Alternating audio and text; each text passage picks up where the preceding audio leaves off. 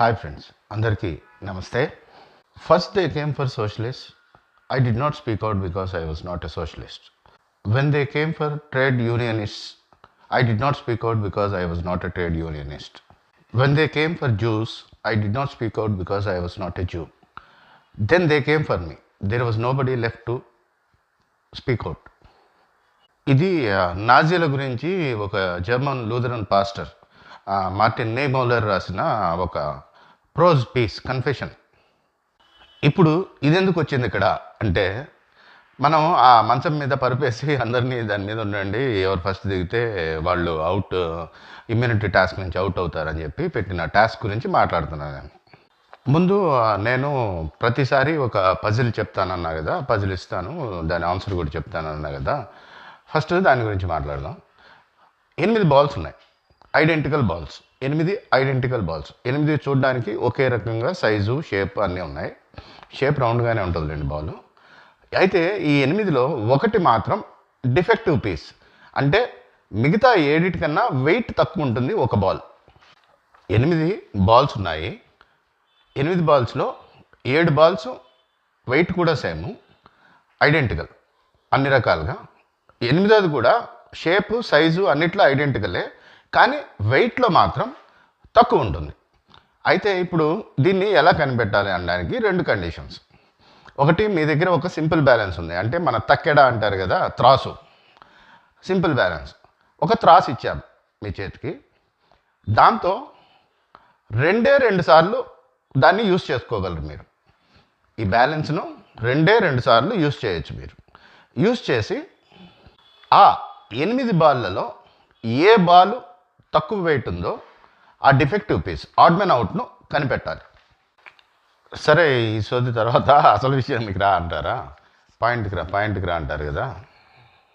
ఇది సోదే అంటారా, ఉపయోగపడే విషయం కాదంటారా?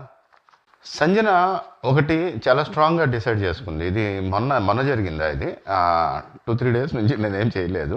ఈ 2-3 డేస్లో నేను చూసినవి, లైవ్లో నేను చూసినవి మాత్రమే జస్ట్ కవర్ చేయడానికి ట్రై చేస్తాను. సంజన ఒక చాలా స్ట్రాంగ్ రెజల్యూషన్ తీసుకున్నారు సంజన గారు. ఏమనంటే, నేను దొంగతనాలు చేయను, ప్రాంక్స్ చేస్తాను కానీ దొంగతనాలు చేయను, అంటే వేరేలాగా చేస్తాను అంటా ఉన్నారు సంజన గారు. గోల్డ్ స్టార్ కొట్టి తీరతారంట. ఇక ఈ మంచము, పరుపు, ఇమ్యూనిటీ టాస్క్ వచ్చేస్తే, మీకు సీజన్ 4లో సెకండ్ వీక్లో, ఇది 5th వీక్ కానీ సీజన్ 4లో సెకండ్ వీక్లోనే పెట్టారు బోట్ నామినేషన్స్. అందరూ బోట్ ఎక్కి కూర్చోవాలి, సైరన్ మోగుతుంది, సైరన్ మోగినప్పుడల్లా ఒకళ్ళను అందరూ కలిసి దింపాలి. అది ఆ నామినేషన్ టాస్క్. ఎవరైతే దిగుతారో వాళ్ళు నామినేట్ అవుతా పోతారు. ఇది నా జ్ఞాపక శక్తికి పరీక్ష. ఇది నాకు తెలిసి ఫస్ట్ గంగవ్వ దిగారు. గంగవ్వను అభిజిత్ చెప్తాడు, మీరు ఎక్కువసేపు కూర్చోవడం కూడా కష్టమే అని చెప్తే, గంగవ్వ నేను కూర్చోలే అని చెప్పి దిగి వెళ్ళిపోతారు. ఆ తర్వాత నోయల్ దిగుతాడు. ఆ తర్వాత మోనాలక్క దిగుతుంది. వైల్డ్ కార్డ్ కుమార్ సాయి గుర్తున్నాడా మీకు? కుమార్ సాయి ప్రతి రౌండ్లో అందరినీ కెలుపుతూ ఉంటాడు. నాకు సరైన రీజన్ చెప్పండి నేను దిగుతా, నాకు సరైన రీజన్ చెప్పండి నేను దిగుతా అని. మోనాల్ దిగాక సోహెల్, కరాటే కళ్యాణి అక్క వంట చేయాలని చెప్పేసి కరాటే కళ్యాణి గారు కూడా దిగేస్తారు. మోనాలు వంటింట్లో ఏదో పని ఉందని చెప్పి మోనాలు దిగుతారు. ఆ తర్వాత కరాటే కళ్యాణి గారు దిగుతారు. ఆ తర్వాత సోహెల్ దిగుతాడు. ఆ తర్వాత హారిక దిగుతుంది. తర్వాత అభిజిత్ కూడా దిగుతాడు. అభిజిత్ దిగాక అక్కడితో క్లోజ్ చేసేసి మొత్తం 9 మంది నామినేషన్స్లో పెడతాడు బిగ్ బాస్ ఆ వీక్లో. ఈ దిగిన వాళ్ళల్లో కుమార్ సాయి కూడా ఉన్నాడు. వాళ్ళు ఆ నామినేషన్ టాస్క్ని చూస్తే మనము, వాళ్ళంతా సరదాగా కబుర్లు చెప్పుకుంటూ, పాటలు పాడుకుంటూ ఎంజాయ్ చేస్తూ ఉంటారు. ఏదో ఒక రీజన్ పెట్టుకొని ప్రతి ఒక్కొక్కళ్ళు దిగి వెళ్ళిపోతూ ఉంటారు. సో నామినేషన్స్ అనేది బిగ్ డీల్ లాగా తీసుకోరు వాళ్ళేమి. అక్కడ మగోళ్ళంతా కలిసి బాక్సర్స్ లాగా గుంపు కట్టి అక్కడున్న ఆడపిల్లలందరినీ బలవంతంగా బోట్లోంచి కిందికి తోసేయరు. బోట్ దిగకుండా తప్పించుకోవడానికి చూసే దొంగలు కొందరు ఉంటారు. వాళ్ళు మన the great Akhil Sarthak, next Mehboob, Sujatha అక్క గుర్తున్నారా? సుజాత సిస్టర్ అని అభిజిత్ అంటే దానికి పెద్ద సీన్ చేసి ఏడ్చి నానా రచ్చ చేసిన సుజాత అక్క, ఆవిడ కూడా దిక్కుండా దాక్కుంటారు, అంటే తప్పించుకోవడానికి ట్రై చేస్తారు. కానీ వాళ్ళని ఎవరు బలవంతంగా దిగమనరు. ఇక్కడ చూడండి మీరు, మెహబూబ్, అఖిల్, అభిజిత్, కుమార్ సాయి, నోయల్ వాళ్ళు బలవంతులు కాదా మరి? దాంట్లో అఖిల్, మెహబూబ్ దిగకూడదు అండి అని అనుకున్నారు, తప్పించుకోవాలి అనుకున్నారు. వాళ్ళకు బలం లేదా? పందుల్లాగా గుంపు కట్టారా వాళ్ళు? గుంపు కట్టి ఆడవాళ్ళ మీద దాడి చేశారా? నామినేషన్లోకి పోవడానికే భయపడి చచ్చేవాడు కప్పు విన్నర్ కాగలడా? 15 వారాలు జరిగే షో, 14 సార్లు నామినేషన్స్ ఉంటాయి. ఒక వారం టాప్ 5కు ఓటింగ్ ఉంటుంది. ఈ ఓటింగ్ కానీ ఈ 14 నామినేషన్స్ కానీ డిసైడ్ చేసేది ఎవరు? బయట ఉన్న ఆడియన్స్. మరి ఆడియన్స్ మీద వీళ్ళకి నమ్మకం లేదా? వీళ్ళ మీద వీళ్ళకి నమ్మకం లేదా? భయమా? మళ్ళీ ఈ నలుగురు పనికి మాలిన చేతకాని వాళ్ళ తెలివితేటలు చూడండి. సుమనన్నను కలుపుకోలే వీళ్ళల్లో. సుమనన్నను కూడా బయట వేసేశారు. ఎందుకు? సుమనన్న వీళ్ళల్లో ఏ ఒక్కరితో పోటీ పడినా కూడా సుమనన్నను తోయగలమని. వీళ్ళ నలుగురిలో ఒకరితో ఒకళ్ళు పోటీ పడాలి అనుకోవడం లేదు. ఎందుకంటే ఎంతో కొంత ఛాన్స్ ఉంది, తమను బయటికి తోసేసే ఛాన్స్ ఉందని. భయం అంటారు దీన్ని, పిరికితనం అంటారు. సరే, మరి మన వీర నారీమణులు ఏం చేశారు? శ్రీజ, నేను లైవ్లో చూసి మాట్లాడుతున్నా, ఈ పనికి మాలిన గొర్రెల మంద చెప్పే రివ్యూలకు నాకు సంబంధం ఉండదు. నేను లైవ్లో నేను చూసిందే మాట్లాడతాను. శ్రీజ చాలా క్లియర్గా చెప్పింది, రండి అందరం కలిసి అటో ఇటో తేల్చేసుకుందామని. ఎవరు? దివ్య ఉంది, శ్రీజ ఉంది, రీతు, తనుజ, వీళ్ళున్నారు నలుగురు. ఎలాగూ పోవాల్సిందే. పోయేదేదో పోరాడి చూద్దాం. పోరాడితే పోయేదేముంది, బానిస సంఖ్యలు తప్ప అని శ్రీజ మోటివేట్ చేయాలని ట్రై చేసింది ఫస్ట్ అందరినీ. కానీ దివ్య అడ్డం పడింది. దివ్యకు శ్రీజ మీద గొంతు వరకు కోపం ఉంది. ఎందుకు? నామినేట్ చేసిందనా? నామినేట్ అవ్వకుండానే చివరిదాకా వెళ్ళిపోయి కప్పు గెలిచేద్దాం అనుకుంటుందా దివ్య? నాకు అర్థం కావడం లేదు నిజంగా. వీళ్ళ కాన్సెప్ట్ ఏంటి అనేది అర్థం కావడం లేదు వీళ్ళందరిది. వీళ్ళు వారం వారం వచ్చే రెమ్యూనరేషన్ కోసం ఆడుతున్నారా, లేకపోతే కప్పు కోసం ఆడుతున్నారా? వారం వారం వచ్చే రెమ్యూనరేషన్ కోసమే ఆడేటట్లయితే ఓకే, వీళ్ళ కాన్సెప్ట్ మంచిదే. ఎందుకంటే ఒక వారం ఉంటే ఇంకొక 1,00,000, 1,50,000, 2 లక్షలు, 3 లక్షలు వస్తుంది. కానీ ఒకవేళ వీళ్ళు కప్పు కోసం ఈ సీజన్ విన్నర్ అవ్వాలని ఆడుతూ ఉంటే మాత్రం వీళ్ళు ఆడిన విధానం చాలా తప్పు. సరే, దివ్య ఏం చెప్పింది? కాదు, నేను 2 పేర్లు చెప్తాను, ఆ 2 పేర్లు మీకు ఓకే అయితే వాళ్ళిద్దరిని తోద్దాం అని దివ్య ఒక ప్రపోజల్ పెట్టింది.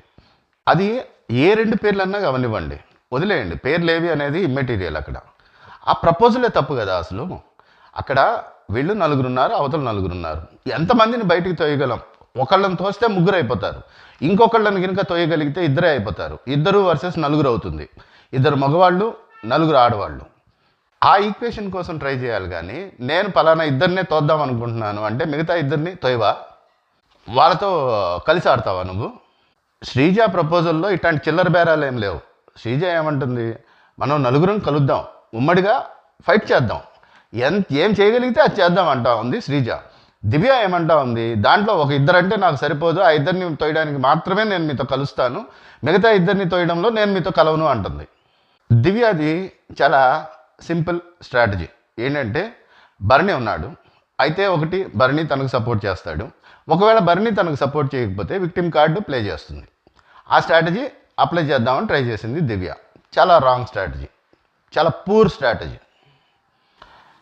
ఇంకొక దారుణమైన విషయం ఏంటంటే, వీళ్ళు 4 బాక్సర్లు కలిసి ఏమంటారంటే, మీలో ఎవరిని తీయాలి అనేది మీరు సెలెక్ట్ చేసుకుని చెప్పండి, ఒక పేరు మాకు, వాళ్ళని తీసేస్తాం ఫస్ట్ అన్నారు. ఎవరిని? ఆ ఎదురుగా ఉన్న 2 బ్యాచ్లుగా తయారైపోయారు. ఈ 4 బాక్సర్స్ ఒక గ్రూపు, మిగతా వాళ్ళంతా ఒక గ్రూపు. ఆ గ్రూప్లో ఎవరిని తీసేయాలి అనేది మీరు డిసైడ్ చేయండి, మీరు డిసైడ్ చేసి మాకు చెప్పండి, వాళ్ళని మేము తీసేస్తాం అంటున్నారు వీళ్ళు బాక్సర్స్. మీరేంటి, మేమేంటి, ఏం మాట్లాడుతున్నారు మీరు? ఏదైనా డెసిషన్ ఉంటే యునానిమస్గా ఉండాలి. ఈ వాయిస్ ఎవరితో చెప్పండి మీరు? శ్రీజాది. శ్రీజ ఒక్కటే మాట్లాడుతుంది అక్కడ. తర్వాత డెమాన్ పవన్ అంటాడు, అవును మీరు కూడా టీమప్ అవ్వండి, మీరు కూడా గ్రూప్గా మాట్లాడుకుని తయారవ్వండి అంటాడు. అంటే మీరు టీమప్ అయ్యారని ఒప్పుకుంటారా అని అడిగింది శ్రీజ. మాటలు లేవు, మాట్లాడుకోలేవు, లేవు, అంతే. శ్రీజ పాయింట్లకు ఎదురోట్ల దగ్గర ఆన్సర్లు ఉండవు జనరల్గా. ఇంకొక అద్భుతమైన విషయం ఏంటంటే, వీళ్ళు 4 ఉన్నారు బాక్సర్లు.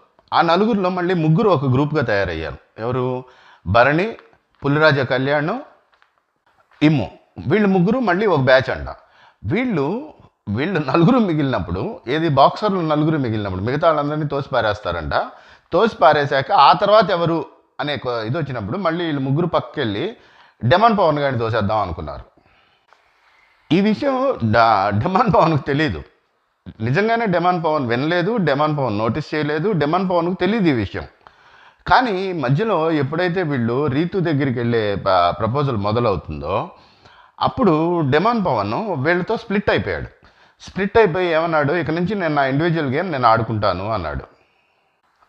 అయితే ఈలోపు శ్రీజ యువతల టీంలో కలిసిపోయింది. ఎందుకు?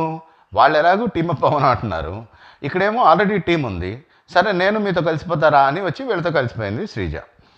తర్వాత డెమాన్ పవన్ స్ప్లిట్ అయిపోయాడు. స్ప్లిట్ అయిపోయి ఏమంటున్నాడు, నేను ఇండివిజువల్గా ఆడుకుంటాను అంటున్నాడు. రీతు మిగతా ఎవరి మీద చేసినా మీరు, నేను సపోర్ట్ చేయను మీకు అంతే, కానీ రీతు మీదకి వెళ్తే మాత్రం నేను మిమ్మల్ని అపోజ్ చేస్తాను అంటున్నాడు, అంటే రెసిస్ట్ చేస్తాను అంటున్నాడు అని వెళ్ళి ఎదురుగా ఆపోజిట్ బ్యాచ్లో గ్రూప్లో కూర్చున్నాడు. తర్వాత అన్నయ్య ఏంటి డిస్కషన్ అనవసరంగా అని చెప్పి లేచి రండి తోసిపారేద్దాం అని చెప్పి లేచి అటాక్ చేశాడు భరణి మీద. భరణి మీద అటాక్ చేసినప్పుడు భరణి ఫస్ట్ కింద పడ్డాడు. ఇది ఖచ్చితంగా నిజం. ఇది సాటర్డే ఎపిసోడ్లో కూడా ఇది ఖచ్చితంగా ఈ పాయింట్ వస్తుంది. భరణి కింద పడ్డాడు ఫస్ట్. సంచాలక్ రాము, ఫ్లారా వీళ్ళిద్దరూ కలిసి అవుట్ ఎవరిని చేశారు, సెకండ్ కింద కాలు పెట్టి దిగిన డెమాన్ పవన్ను అవుట్ చేశారు. ఇది తప్ప అంటే తప్పు కానే కాదు. మరి అంతకు ముందు రౌండ్లో దివ్యను కింద పడేస్తారు. కింద పడేసేటప్పుడు శ్రీజ కూడా కిందికి దిగుతుంది. ఇక్కడ ఈ పాయింట్ ఒకటి చెప్తాను, దీన్ని గుర్తుపెట్టుకోండి. శ్రీజ ఎందుకు దిగింది? దివ్య డ్రెస్సు నడుము దగ్గర పైకి లేచింది, నడుము కనపడతా ఉంది. నడుము కనపడతా ఉండేసరికి ఆ డ్రెస్సు సర్దడానికి కిందికి దిగింది శ్రీజ. దివ్య ఏమని ఫైట్ చేస్తూ ఉందంటే, శ్రీజ కూడా కిందికి దిగింది కదా, శ్రీజాను అవుట్ చేయండి, నేను అంత కష్టపడి ఫైట్ చేశాను కదా, ఆ ఫైట్ నన్ను కన్సిడర్ చేయండి, శ్రీజాను అవుట్ చేయండి అని అడుగుతా ఉంది. నీ డ్రెస్సు సర్దడానికి నీ కోసం కిందికి దిగిన శ్రీజాను అవుట్ చేయాలా? ఇలాంటి మోరల్స్, ఇలాంటి ఎథిక్సేనా ఈమె నేర్చుకుని వచ్చింది? ఏ స్కూల్లో చదువుకుందేమే? అయితే ఈ విషయం గుర్తుపెట్టుకోండి, తర్వాత దీని గురించి మళ్ళీ వస్తుంది. ఇప్పుడు మన సంచాలక్స్ తీసుకున్న డెసిషన్ ఏంటంటే, ఫస్ట్ దిగింది దివ్య కాబట్టి దివ్యను అవుట్ చేస్తాము, సెకండ్ దిగింది శ్రీజ కాబట్టి శ్రీజాను నాట్ అవుట్గా డిక్లేర్ చేస్తున్నాము అని చెప్పారు. సో ఇప్పుడు అదే ప్రిన్సిపల్ ప్రకారం, ఏది ముందు రౌండ్లో చెప్పిన ప్రకారం, ఇప్పుడు ఈ రౌండ్లో మరి భరణి కదా ఫస్ట్ దిగాడు, సెకండ్ దిగింది డెమాన్ పవన్ కదా, మరి డెమాన్ పవన్ అవుట్ చేసి భరణిని ఎందుకు ఉంచారు? పైగా ఆ ఉంచడాన్ని కరెక్ట్ అని నువ్వెందుకు అంటున్నావు అని నన్ను మీరు క్వశ్చన్ చేస్తారు ఆటోమేటిక్గా. నా అనాలిసిస్లు రెగ్యులర్గా ఫాలో అయ్యే వాళ్ళకు ఫ్లోరా గురించి దీనికి ముందు దాంట్లోనే అనుకుంటా ఒక అద్భుతమైన సెంటెన్స్ చెప్పాను. ఆమె నామినేట్ చేసినప్పుడు రీతు నోరు మోయించింది, పాయింట్ బ్లాంక్లో గన్ షాట్ కొట్టి ఎట్లా మోపించింది అని చెప్పా కదా. ఇక్కడ కూడా ఫ్లోరా అలాంటి ఒక అద్భుతమైన లాజిక్ చెప్పారు. అక్కడ ఒక స్ట్రగుల్ జరిగింది. ఆ స్ట్రగుల్లో ఎవరిని తొయ్యడానికి అందరూ కలిసి ప్రయత్నిస్తున్నారు అంటే పాపులర్ ఒపీనియన్. అక్కడ ఫస్ట్ దాంట్లో దివ్యను అందరూ కలిసి తొయ్యాలని చూశారు. సో పాపులర్ ఒపీనియన్ ఏంటి? దివ్య అవుట్ కావాలని. I'm going with the popular opinion. ఇక్కడ ఈ రౌండ్లో ఫస్ట్ దిగింది భరణి అయినా, సెకండ్ దిగింది డెమాన్ పవన్ అయినా, ఇక్కడ పాపులర్ ఒపీనియన్ ఏంటి? ఎక్కువ మంది ఎవరిని తోయడానికి ప్రయత్నించారు? డెమాన్ పవన్ను తోయడానికి ప్రయత్నించారు. So I'm going with the popular opinion here as well అని చెప్పి ఫ్లారా చెప్పిన లాజిక్ నిజంగా అమేజింగ్ లాజిక్. ఈ పాయింట్ నాగన్న ఖచ్చితంగా అడగబోతున్నారు. దానికి ఫ్లారా ఈ ఆన్సర్ చెప్తారు. చెప్పినప్పుడు చూడండి ఎంతగా అప్రిషియేట్ చేస్తారు నాగన్న ఫ్లారాను. సరే, ఇంకా లాస్ట్ రౌండ్ అని చెప్పి బిగ్ బాస్ అనౌన్స్ చేశారు. బిగ్ బాస్ అనౌన్స్ చేసినప్పటికీ అక్కడ పైన ఉంది మన బౌన్సర్లు నలుగురిలో ముగ్గురు డెమాన్ పవన్ అవుట్ కదా, ముగ్గురు బౌన్సర్లు మిగిలారు.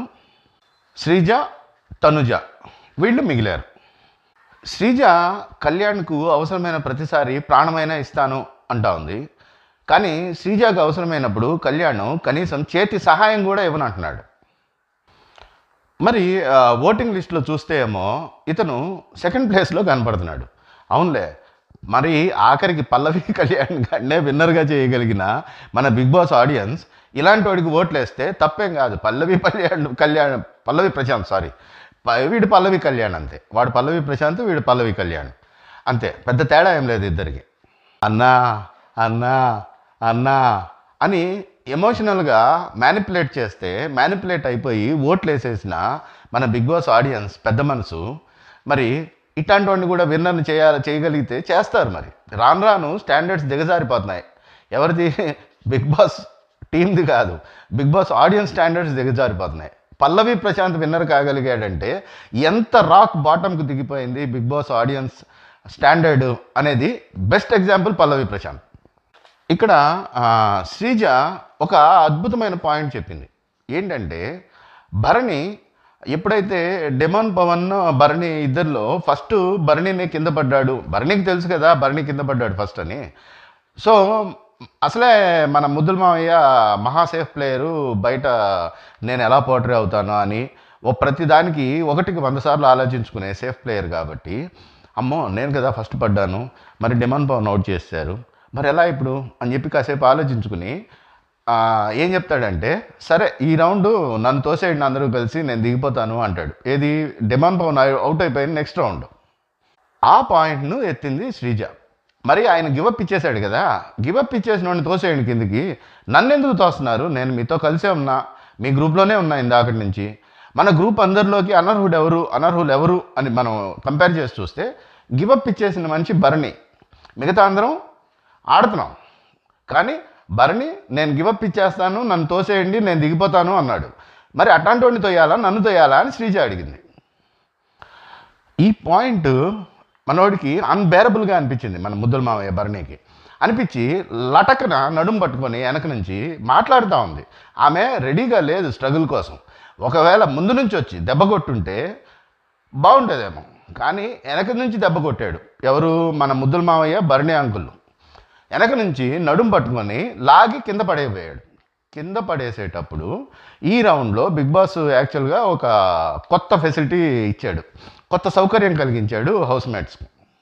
అవుట్ అయిపోయి బయట ఉన్న వాళ్ళు కూడా కావాలంటే ఆ బెడ్ ఎక్కకుండా కింది నుంచి ఎవరినైనా కిందికి లాగడానికి ప్రయత్నించవచ్చు అని చెప్పి ఒక కొత్త ఫెసిలిటీ ఒకటి ఇచ్చాడు వీళ్ళందరికీ. డాక్టర్ దివ్య వచ్చి నిలబడ్డారు అక్కడ మంచం దగ్గర. వీళ్ళైతే శ్రీజాన్ లాగేద్దామని చూస్తున్నారు. మన భరణి దివ్య వీళ్ళిద్దరూ ఒక టీం కదా ఎప్పుడు. సో భరణి ఎప్పుడైతే నడుము పట్టుకుని లాగాడో కింద పడేస్తున్నాడో ఆమె ఫ్రాక్ పైకి లేచిపోయింది. చాలా అభ్యంతరకరమైన కండిషన్లో ఉంది ఆమె పరిస్థితి, ఆమె దుస్తుల పరిస్థితి. కానీ పక్కన ఉన్న దివ్య ఆ విషయాన్ని ఏమాత్రం పట్టించుకోకుండా సాటి ఫీమేల్ కంటెస్టెంట్ ఆమె రెస్పెక్ట్కు సంబంధించిన విషయం అని కూడా ఆలోచించకుండా బలవంతంగా కాళ్ళు పట్టుకొని కింద పెట్టేస్తా ఉంది తప్ప ఆ డ్రెస్సును సర్దాలి ఇట్లాంటి ఇంగిత జ్ఞానం లేకుండా బిహేవ్ చేసింది. బూతులు వచ్చేస్తున్నాయి, మింగేయాలి. డాక్టర్, బిగ్ బాస్ కంటెస్టెంట్, ఈ బిరుదులన్నీ వదిలేయండి. సాటి ఆడదానిగా కూడా పిలువబడ్డానికి మినిమం అర్హత లేదు ఈ దివ్య అనే మనిషికి అనిపించింది నాకైతే ఆ సీన్ చూసినప్పుడు. తను కింద పడిపోతూ ఉంటే తన డ్రెస్ సర్దడానికి శ్రీజ కిందికి దిగింది. కిందికి దిగాక పైన ఉన్నవాళ్ళు తనుజ అక్క వెంటనే వాయిస్ అవుట్ చేసింది, ఓయ్ శ్రీజ కూడా దిగింది, శ్రీజ కూడా అవుట్ అని. అంటే శ్రీజ ఏముందో తెలుసా, అక్కడ డ్రెస్ సర్దడానికి దిగేశాను కాబట్టి మీరు అవుట్ చేస్తానన్నా కూడా నాకేం ఇది లేదు, ఓకే అని చెప్పేసింది అంతే. మరి వాలంటరీగా తన కోసం అవుట్ అవ్వడానికి కూడా సిద్ధపడినా, తన కోసం అంటే తన డ్రెస్ సర్దడం కోసం. శ్రీజలో నాకు నచ్చుతా ఉన్న ఒక అద్భుతమైన క్యారెక్టర్ ఇదే. ఎవరి కోసమైనా అలా చేసేస్తుంది ఏంటో. నాకు అది చూడగానే అనిపించింది, great, keep it up Sreeja, ఇలాగే ఉండు. నువ్వు బిగ్ బాస్లో విన్నర్ అవ్వవా, ఈ పల్లవి ప్రశాంత్ను అభిమానించే ఈ దిక్కుమాలిన బిగ్ బాస్ ఆడియన్స్ నీకు ఓట్లు వేస్తారా వేయరా తర్వాత సంగతి. కానీ నువ్వు ఒక క్యారెక్టర్ ఉన్న ఒక మహిళగా నిలబడిపోతావు. అమ్మో 20 మినిట్స్ అయిపోతుంది, 20 మినిట్స్ లోపు ఉండాలి ఏదైనా కానీ అని ఒక డెసిషన్ తీసుకున్నా. ఎందుకంటే మీరు దీన్ని ఫాస్ట్ ఫార్వర్డ్లో పెట్టి చూసినా కానీ 15 మినిట్స్ లోపే వినేయచ్చు. మరి పజిల్ ఆన్సర్ ఏది అంటారా? పజిల్ ఆన్సర్ చెప్తాను, నెక్స్ట్ దాంట్లో చెప్తాను.